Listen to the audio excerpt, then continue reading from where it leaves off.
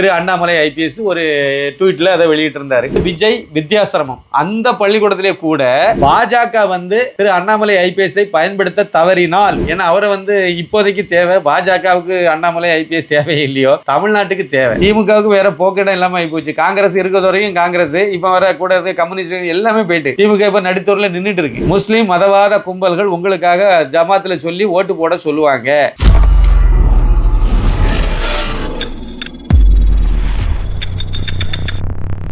சாமானியன் குரல் தேசியவாதிகளுக்கு எனது பணிவான வணக்கம். அதாவது பரபரப்பா நேற்று முதல் பயங்கரமான ஒரு பரபரப்பு. அண்ணாமலை மத்திய அரசை விமர்சனம் பண்ணிட்டாரு, மத்திய அரசுக்கு எதிராக போயிட்டாரு. அதனால் அவர் தனி கட்சி ஆரம்பிக்கிறது உறுதி, அவர் தனி கட்சி ஆரம்பிக்க போகிறாரு அப்படின்னு சொல்லி பெரும்பாலான சேனல்கள் எல்லாம் இது பற்றியே ஒரு விவாதத்தை பண்ண ஆரம்பிச்சிட்டாங்க. எல்லா பெரும்பாலான பத்திரிகைகள்லையும் இதை பற்றி செய்தியெல்லாம் வெளியிட்டு மிகப்பெரிய அளவில் ஒரு விவாதத்தை இது உருவாகியிருக்கு. வேறு ஒன்றும் சொல்லலை, மும்மொழி கொள்கைக்கு எதிரானவருங்கிற மாதிரி கட்டமைச்சாங்க.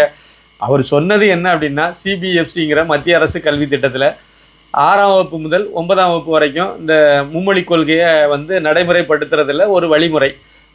முதல் வருஷம் 6ஆம் வகுப்பு, அப்புறம் 7ஆம் வகுப்பு, அப்புறம் 8ஆம் வகுப்பு, 9ஆம் வகுப்பு, இப்படியே 2029-30 கல்வி ஆண்டில் 9ஆம் வகுப்புக்கெல்லாம் அந்த 3வது மொழியை படிக்கிறத கட்டாயமாக்குறோம் அப்படிங்கிற மாதிரி ஒரு அறிவிப்பு ஏற்கனவே கொடுத்துருந்தாங்க. அதுக்கு முரணாக, அந்த அறிவிப்புக்கு முரணாக மாறுபட்டு இப்போ திடீர்னு என்ன பண்ணிட்டாங்க, மத்திய அரசு வெளியிட்டிருக்கு. மத்திய கல்வித்துறை வெளியிட்ட இதில் என்ன சொல்லிட்டாங்க அப்படின்னா, இந்த வரக்கூடிய வருஷத்துல இருந்தே 9ஆம் வகுப்பில் 3வது மொழியை படிக்கணும் அப்படின்னா, அந்த 9ஆம் வகுப்பு மாணவர் 6ஆம் வகுப்பு, 7ஆம் வகுப்பு, 8ஆம் வகுப்பில் 3வது மொழி படிச்சிருக்க மாட்டாங்க.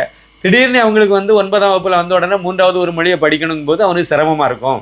அது அவனுக்கு ஒரு மன உளைச்சலை ஏற்படுத்தும், ஒரு சுமையாக இருக்கும். அதனால் இதை மறுபரிசீலனை செய்து ஏற்கனவே இருந்த அந்த கல்வி திட்டத்தின் அடிப்படையில், ஏற்கனவே அறிவிக்கப்பட்டதன் அடிப்படையில் பண்ணணும் அப்படின்னு சொல்லிட்டு ஒரு கோரிக்கையை திரு அண்ணாமலை ஐபிஎஸ் ஒரு ட்வீட்டில் அதை வெளியிட்டிருந்தார்.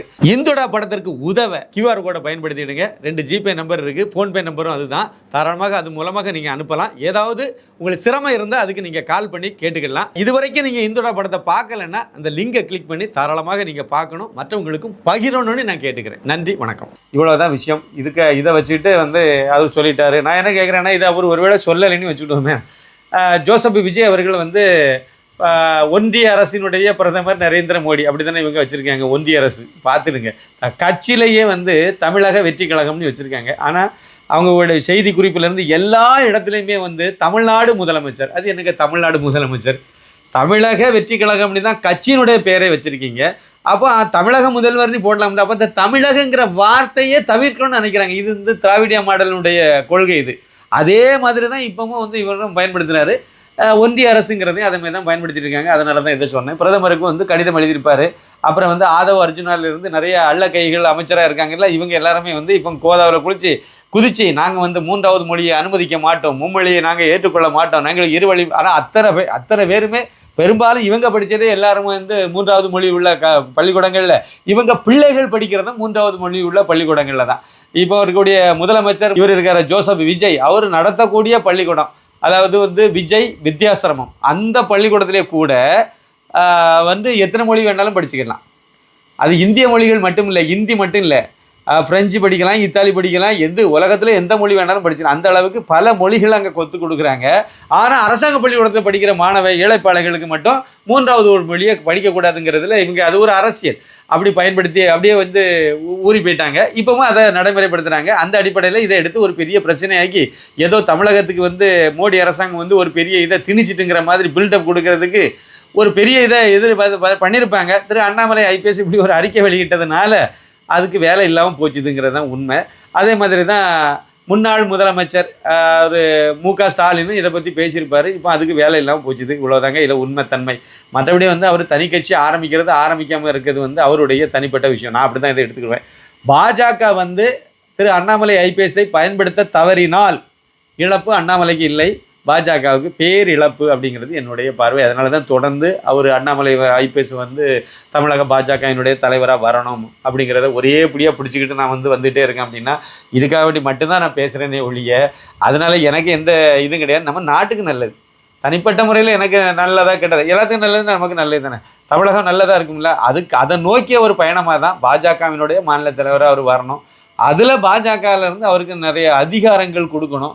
பாஜகவினுடைய சட்டத்திட்டங்களை சில விஷயங்களுக்கு தேவைப்பட்டால் தளர்த்துவாங்க. அதேமாதிரி தளர்த்தணும் அப்படிங்கிறது தான். 3 ஆண்டுக்கு ஒரு முறைங்கிறத இவருக்கு வந்து தொடர்ந்து 2 தடவை கொடுங்க, இல்லை 3 தடவை கொடுங்க. அப்போ அவருக்கு ஃபுல் ஃப்ரீடம் கொடுங்க, முழு சுதந்திரம் கொடுங்க. கொடுத்தா அவர் வந்து அதுதான் அவர் எதிர்பார்க்குறாரு. அதை கொடுத்து செயல்பட வச்சா தமிழகத்தில் பாஜக ஆட்சியில் கொண்டு அரியணையில் ஏற்ற முடியும். அவரால் அந்த கெப்பாசிட்டி உள்ள ஒரே மனிதர் இப்போதைக்கு பாஜகவில் அவர் தான் இருக்கார்.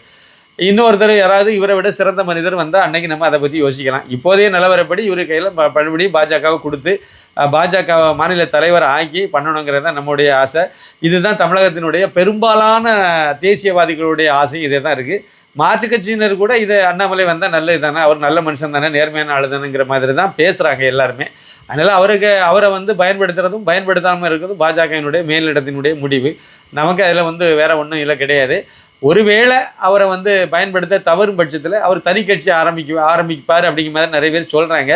அப்படி ஆரம்பித்தாலும் தப்பு இல்லைன்னு நான் சொல்லுவேன். பயன்படுத்தாமல் போகும் பட்சத்தில், அவரை பயன்படுத்த தவறும் பட்சத்தில். ஏன்னா அவரை வந்து இப்போதைக்கு தேவை. பாஜகவுக்கு அண்ணாமலை ஐபிஎஸ் தேவை இல்லையோ, தமிழ்நாட்டுக்கு தேவை. அப்படி இல்லைன்னா இங்கே ரொம்ப ரொம்ப ரொம்ப மோசமான நிலைமைக்கு போயிடும். ஏன்னா அந்த ஜோசப் விஜயனுடைய அரசாங்கம் முழுக்க அந்த மிஷினரி கும்பலுடைய இதிலே போயிட்டு பாருங்கள். பவர் சென்டர் இப்போ 3ஆக மாறிட்டுன்னு சொல்கிறாங்க. அதை ஜான் ஆரோக்கிய மதவெறி பிடிச்ச நபர்கள் இவங்களெல்லாம் வச்சு ஆலோசனைக்கு வச்சிங்கன்னா எப்படி நீங்கள் பண்ணுவீங்க? முழுக்க வந்து அந்த எல்லா விஷயத்துலையும், அதாவது ஒரு போலீஸ் ஆஃபீஸரை வந்து அப்பாயின்மெண்ட் ஒரு முக்கியமான பதவியில் நியமனம் பண்ணணுன்னா அதில் கூட மதம் பார்த்து தான் பண்ணுவோங்கிறது கொஞ்சம் கஷ்டமான விஷயம். இது வந்து ஆட்சிக்கு நல்ல பேரை ஈட்டி தரக்கூடிய விஷயமா இருக்காது, கெட்ட பேரை தான் அது ஏற்படுத்தி தரும். அதனால் இதை நோக்கி நகருது. இந்த மாதிரியான சூழ்நிலையில் தமிழகத்தில் ஒரு தேசிய சிந்தனை உள்ள ஒரு மனிதர் அண்ணாமலை அப்படிங்கிறனால மக்கள் ஆதரவு பெற்ற ஒரு தலைவர், நேர்மையான ஒரு தலைவர், ஒழுக்கமான ஒரு தலைவராக இருக்கக்கூடியவர், இளம் தலைவர், வேறு சிங்கம்னு பேர் வாங்கினவர். அவருடைய சேவை தமிழகத்துக்கு கண்டிப்பாக தேவை. ஒருவேளை பாஜக தவறும் பட்சத்தில் அவர் தனி கட்சி ஆரம்பிக்க முடிவெடுத்தால் அதுவும் சந்தோஷம் தான் நான் சொல்லுவேன். என்னுடைய கருத்தை நான் அப்படி தான் பதிவு பண்ணுறேன். தவறுனா பிறகு வேறு வழி இல்லைல்ல. ஏன்னா இல்லைன்னா நீங்கள் வந்து இப்போ இருக்கக்கூடிய சூழ்நிலையில் பாருங்கள், அதிமுகனுடைய எம்எல்ஏக்களே விஜய் கட்சிக்கு போயிட்டு இருக்காங்க. அவள் எந்த இடத்துல வந்து எங்கே வந்து போனால் என்னமோ பிழைப்பு நடக்குமோ அங்கே போகணுங்கிற அடிப்படையில் போகிறாங்க. ஆனால் தேசியவாதிகள் அப்படியே என்ன செய்கிறதுன்னு தெரியாமல் நிற்கிறாங்க. அவங்களுக்கு வந்து எடப்பாடி பழனிசாமியும் வேண்டாம், ஸ்டாலினும் வேண்டாம். ஓகே, இந்த எலெக்ஷனில் விஜய்க்கு ஓட்டு போட்டு தள்ளிட்டாங்க, அவரும் முதலமைச்சர் ஆகிட்டார். ஆனால் அவர் வந்த பிறகு அவருடைய சுயரை பற்றியும் அவர் காட்டுறாரு. பார்க்கும்போது அங்கேயும் திருப்தி இல்லை. நான் மாற்றம் வேணும்னு எதிர்பார்த்த தேசியவாதிகளுக்கு இப்போ ஏமாற்றம் தான் மிஞ்சியது. அப்போ இந்த சூழ்நிலையில் இதுக்கு மேலே போகக்கூடிய ஆட்சி எப்படி போகுதுன்னு தெரியாது. இதில் பழையபடி நமக்கு வேறு வழி இல்லாமல் இவரை விட்டு அடுத்து வந்து திமுக தானோ அப்படிங்கிற மாதிரி வந்துச்சுன்னா அது ரொம்ப ஜீரணிக்க முடியாத லெவலுக்கு போயிடும். அப்போ அதெல்லாம் பார்க்கும்போது வந்து காலத்தின் கட்டாயம். ஒருவேளை தமிழக பாஜகவினுடைய தலைவராக அவரை பயன்படுத்த தவறும் பட்சத்தில் தனி கட்சி ஆரம்பித்தா கூட அப்போ கூட இதை ஒரு நம்முடைய எதிர்பார்ப்பை பூர்த்தி செய்யக்கூடிய மாதிரியான ஒரு சூழ்நிலை அமையுங்கிறது என்னுடைய பார்வை.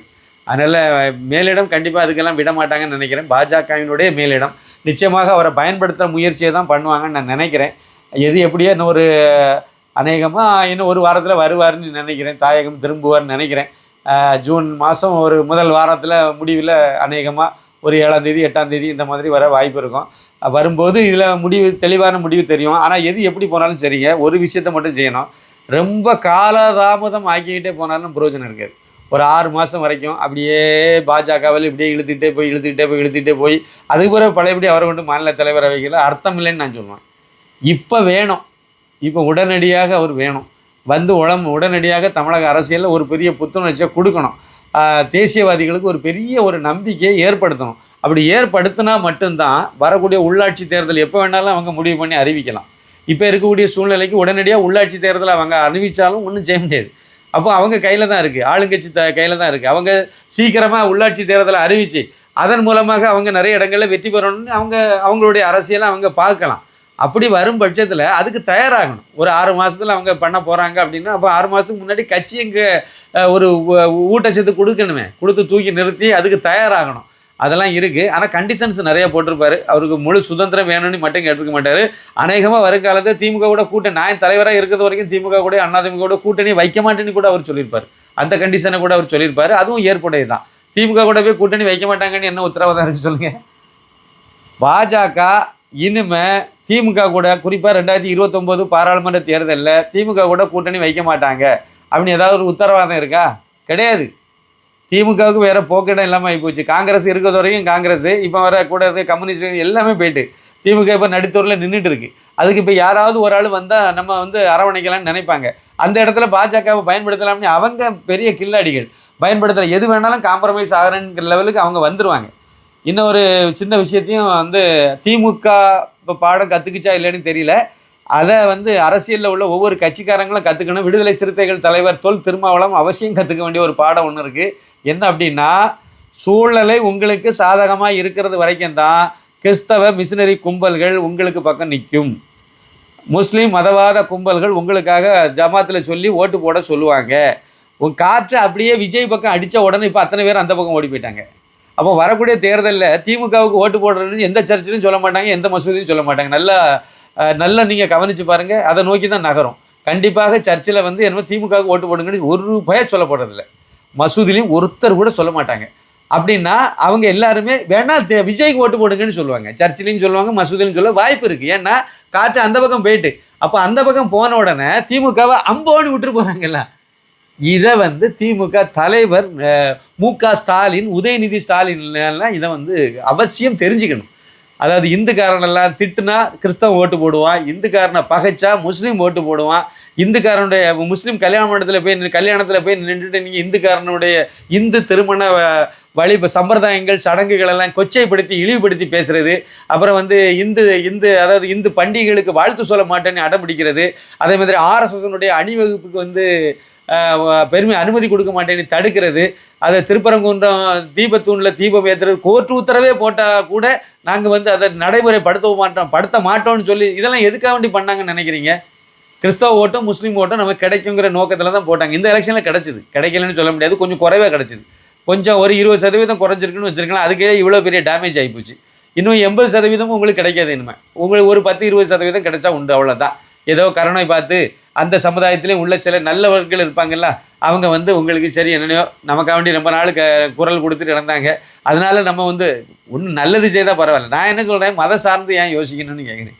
நாட்டுக்கு நல்லது காமராஜர் மாதிரி நல்லது செய்ய வேண்டியதெல்லாம் செய்துகிட்டே போயிட்டு இருக்க வேண்டியது. அவன் கிறிஸ்தவனா இந்துவா முஸ்லீமா அதையும் பார்க்கணும். எல்லாம் நல்லது யாருனாலும் சரி நல்லது செய்துட்டு போயிட்டே இருக்க வேண்டியது. அந்த அடிப்படையில் போயிருந்தால் ரொம்ப நல்லா இருந்திருக்கும். ஆனால் இவங்க மத ரீதியாகவே யோசித்தே செய்து அதுக்கு அந்த கூட்டணிக்கு பேர், அந்த வெங்காயத்துக்கு பேர் வந்து மதசார்பற்ற கூட்டணி வேறு. மத அடிப்படையிலே எல்லா இந்து மதத்துக்கு விரோதமாகவே அவ்வளோத்தையும் செய்துட்டு இந்து மதத்துக்கு எதிராக செய்யக்கூடிய அவ்வளோத்துக்கும் பேர் மதசார்பற்ற தன்மை அப்படிங்கிற மாதிரி அவங்களாம் முடிவு பண்ணியிருந்தாங்க. இப்போ கூம்பில் உட்கார வச்சுட்டாங்க. இப்போவாது புத்தி வந்திருக்கா என்னன்னு தெரியல. வந்தாலும் இனிமேல் இந்துக்காரன் நம்ப மாட்டாங்க, அது வேற கதை. இன்றைய சூழ்நிலையில் இதுதான் நிலவரம். அண்ணாமலையுடைய வருகை கண்டிப்பாக பாஜகவுக்கு மீண்டும் ஒரு புத்துணர்ச்சியை தரும்னு நான் நம்புகிறேன். அதே மாதிரி பாஜக மேலிடமும் இதுக்கு தக்கவரை முடிவெடுப்பாங்கன்னு நான் நம்புகிறேன். அவசியம் இந்துடா திரைப்படத்தை அனைவரும் கட்டாயம் பாருங்கள். இது வரைக்கும் பார்க்கலன்னா கட்டாயம் பாருங்கள். 2 நம்பர் தாரேன். ஒருவேளை உங்களால் அதை பார்க்க லிங்க் எடுக்கலை, லிங்க் கிடைக்கல, பார்க்கலை அப்படின்னு சொன்னால் உங்களுக்கு இந்த நம்பருக்கு கால் பண்ணி கேளுங்க. தாராளமாக உங்களுக்கு அனுப்பி தருவாங்க. 9094239666. இன்னொரு நம்பர் வந்து 9092345641. இந்த 2 நம்பரும் ஜிபே நம்பர், ஃபோன்பே நம்பர் கூட இதுதான். உங்களால் முடிஞ்ச வாலண்டரி கான்ட்ரிபியூஷனை கூட நீங்கள் இந்த நம்பருக்கு ஜிபே மூலமாகவோ ஃபோன்பே மூலமாகவோ இல்லைனா இதில் ஒரு QR கோடு கொடுத்துருக்காங்க, அந்த QR கோடுக்கு நீங்கள் வந்து அவசியம் அனுப்பணும். முக்கியமாக படத்தை பாருங்கள், 4 பேரை பார்க்க வைங்க. இது வந்து இந்துக்களுக்கு ஒரு விழிப்புணர்வு ஏற்படுத்தக்கூடிய ஒரு படம். நீங்கள் படத்தை பாருங்கள், ஒரு 1/4 மணி நேரம் பாருங்கள், உங்களுக்கே தெரியும். அது அவசியம் பார்க்கணுங்கிறது என்னுடைய பணிவான வேண்டுகோள். நன்றி, வணக்கம்.